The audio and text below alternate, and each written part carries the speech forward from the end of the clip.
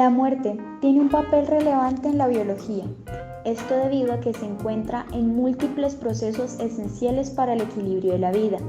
Es por ello que se le suelen atribuir diferentes interpretaciones.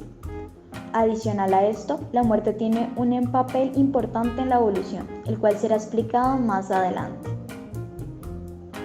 Ahora bien, entre algunos de los procesos biológicos relacionados con la muerte se pueden mencionar la apoptosis, el envejecimiento y el tema sobre el cual se basará el documental, es decir, la selección natural.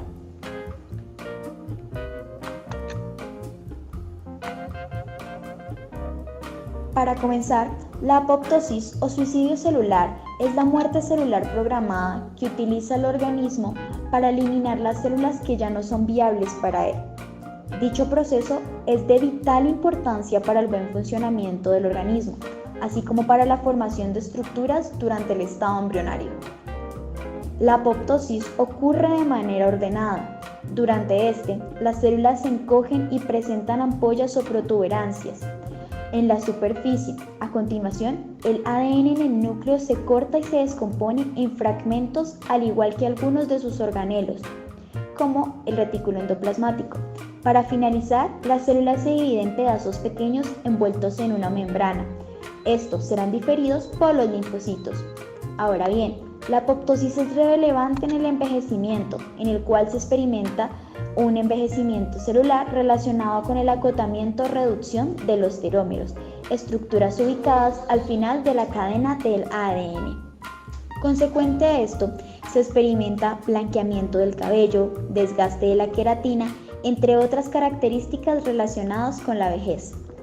El doctor Dani Rodríguez, egresado de la Universidad UNASH, habla al respecto. Bueno, en realidad, si un anciano es bien alimentado, bien, que tenga buenas características de vida, entonces no sería necesario que tenga alguna enfermedad ni nada por el estilo. Ha habido ancianos que no sufren de ninguna enfermedad ni nada.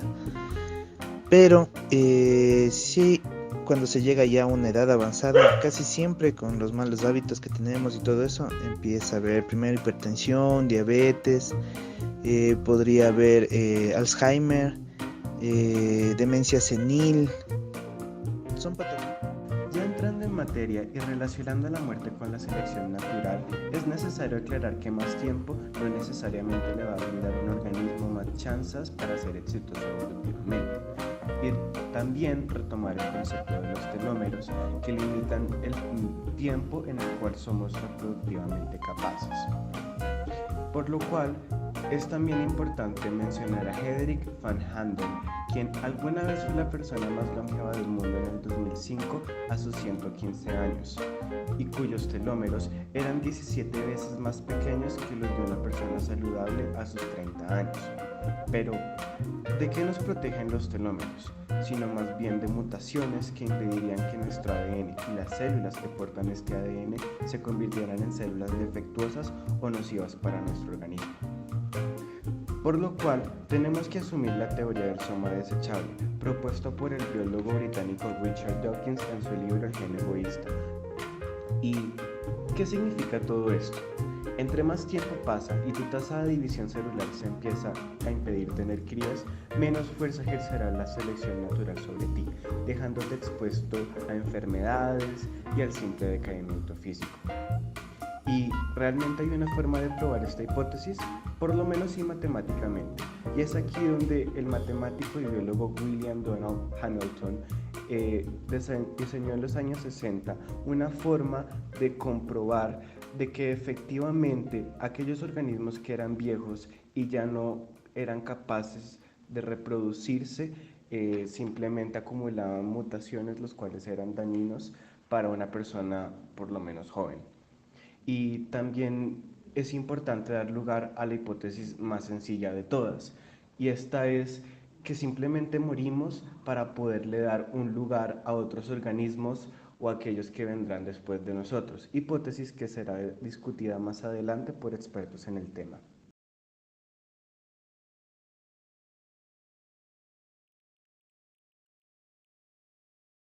Se entrevistó al actual director del Departamento de Ciencias Biológicas, Jorge Molina, experto en entomología médica, enfermedades tropicales, ecología sensorial y neurofisiología.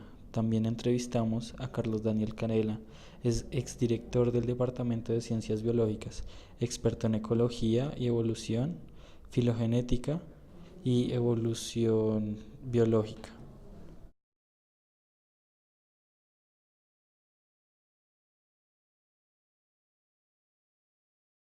El fin de el momento en que terminan procesos vitales de funcionamiento de un organismo.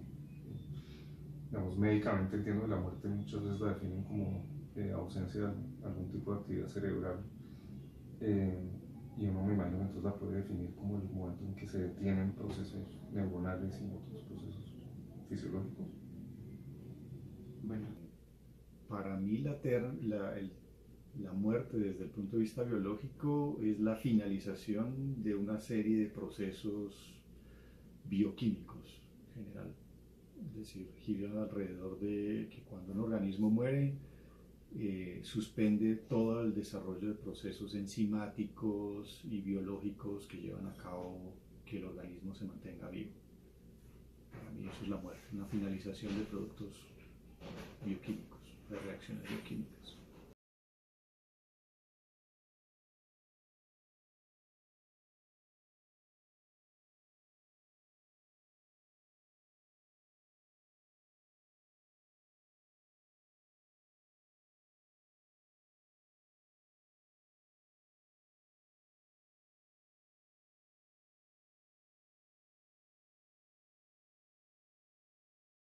Sí, hay muchas hipótesis que se han propuesto para explicar la evolución del envejecimiento. Y digamos, hay en la naturaleza muchos ejemplos de organismos que senecen, es la palabra que se usa muchas veces, que básicamente señalan que con la edad decaen como funciones básicas del organismo, incluso cosas como que cesa la reproducción, se detiene el crecimiento, se expresan enfermedades tarde en la vida que eventualmente terminan con la muerte. Y hay mucha gente que ha tratado de explicar eso desde el punto de vista evolutivo, que uno pensaría, pues selección natural debería optimizar para que usted viva para siempre, ¿no? Entonces, ¿por qué no vive para siempre? Y una de las ideas que existe es que muchas veces la historia de vida de los organismos evoluciona siguiendo compromisos. Y hay, digamos, algunas ideas de por qué, desde el punto de vista de compromisos, un resultado inevitable de evolución es el envejecimiento. Entonces, por ejemplo, puede haber mutaciones o cambios a nivel genético que incrementan la supervivencia o la reproducción temprano en la vida, cuando uno es joven, que tienen un costo relativamente tarde en la vida. Entonces, selección natural va a favorecer esas características, por ejemplo, invertir un montón en la reproducción cuando el organismo es joven. Así, cuando sea viejo, eso le represente costos, incluyendo la senescencia y eventualmente la muerte. Y hay, digamos, una cosa que sale de echarle números a la demografía de las poblaciones es, por definición, hay más individuos de edad joven en una población que individuos de edad vieja. Y, digamos, cuando hay más individuos, entonces cuando es más factible que selección natural opere. Entonces, por ejemplo, si hay una variante genética que hace que unos individuos se reproduzcan más que otros temprano en la vida, esa variante genética va a aumentar en frecuencia en una población. Así, eso representa que tarde en la vida a ese individuo le va a ir mal. Y uno diría, bueno, pero entonces ¿por qué la selección natural no la elimina tarde en la vida? Porque ¿qué pasa tarde en la vida? Los individuos ya no se están reproduciendo. Y en general hay más bien pocos.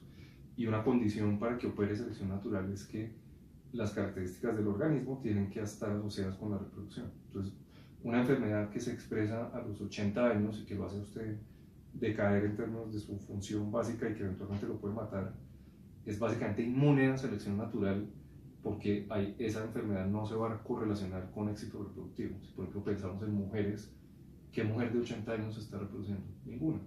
¿Sí? Entonces una variante genética que se expresa tarde en la vida, no hay manera de que selección natural la elimine, y a veces pasa que genes que tienen efectos positivos temprano en la vida tienen efectos negativos tarde. Entonces, si selección natural favorece que esas variantes genéticas se fijen, porque es bueno temprano en la vida. La consecuencia inevitable es que usted va a tener envejecimiento, ¿sí? Y eso tiene nombre, incluso eso lo llaman la teoría de antagonismo pleiotrópico, de cosas que pasan temprano en la vida y son favorecidas por selección, implican problemas, digamos, más adelante. Y otra cosa es que si uno piensa en, imagínense un organismo que tiene, digamos, una cantidad fija de energía para toda su vida, ¿sí? Esa energía la puede invertir en crecer, reproducirse, mantener un sistema inmunológico estable, etc. Muchas veces pasa entonces que hay compromisos entre, por ejemplo, usted cuánto se reproduce y cuánto vive. ¿Sí? Entonces, organismos que invierten mucha energía en la reproducción, por necesidad, están dejando de invertir energía en el mantenimiento, digamos, la función básica del cuerpo y demás. Entonces, un efecto de reproducirse mucho puede ser que usted descuida su salud o tiene menos energía para el sistema inmune y demás, y entonces eso le puede reducir su supervivencia. ¿Sí? Alta reproducción muchas veces va de la mano con baja supervivencia. Y al revés, organismos que se reproducen relativamente poco tienden a vivir más bien largo, porque esas dos cosas es muy difícil optimizar. Entonces, de hecho, selección natural podría llevar a la evolución del envejecimiento a partir de organismos que no envejecen, porque el organismo que envejece en promedio puede dejar más descendencia que el que no. Entonces hay varias explicaciones evolutivas para por qué envejecer podría.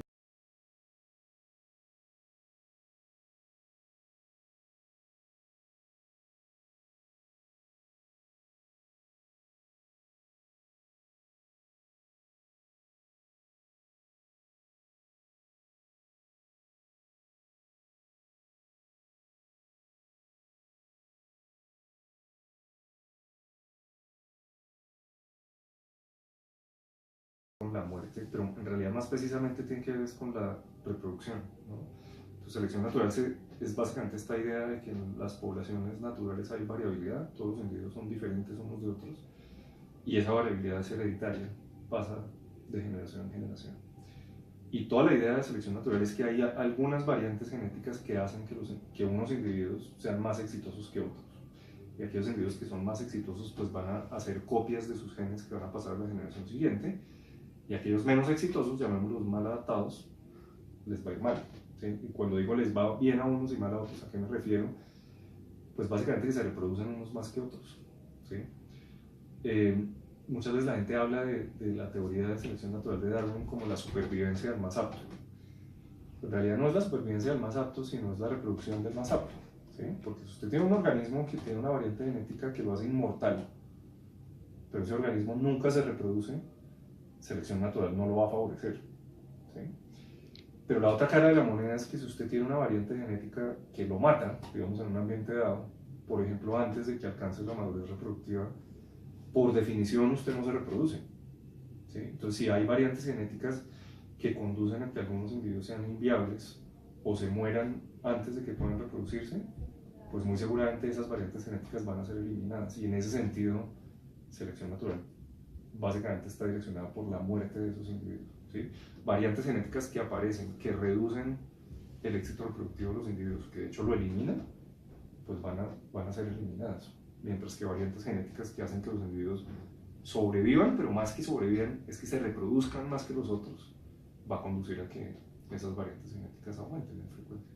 Sin valor intrínseco. Es decir, si lo miramos otra vez desde la perspectiva de los humanos, nosotros le damos un significado bastante fuerte. Hay otros grupos de organismos que no necesariamente por ser sociales tienen esa característica, porque hay organismos que son sociales y sin embargo no tienen un significado muy fuerte hacia la muerte, pero hay otros que sí. Por ejemplo, los elefantes tienen una fuerte relación con la muerte, tienen sitios donde ellos van y hacen como una especie de rituales alrededor de los cadáveres de sus individuos del mismo grupo. Entonces yo creo que no es que sea una consecuencia de la socialidad, porque como le digo, hay sociedades que no tienen eso de animales, pero yo creo que es más como cuando se asocia con la sociedad, que hay una especie de cultura, una formación de cultura, y cuando hay ese tipo de asociación cultural, entonces sí sale una idea de tratar de darle un significado a la muerte y tratar de darle un valor. Pero yo creo que para el grueso de los organismos la muerte carece de cualquier significado, o sea, no es ni buena ni mala, es indiferente totalmente, es parte del proceso de vida.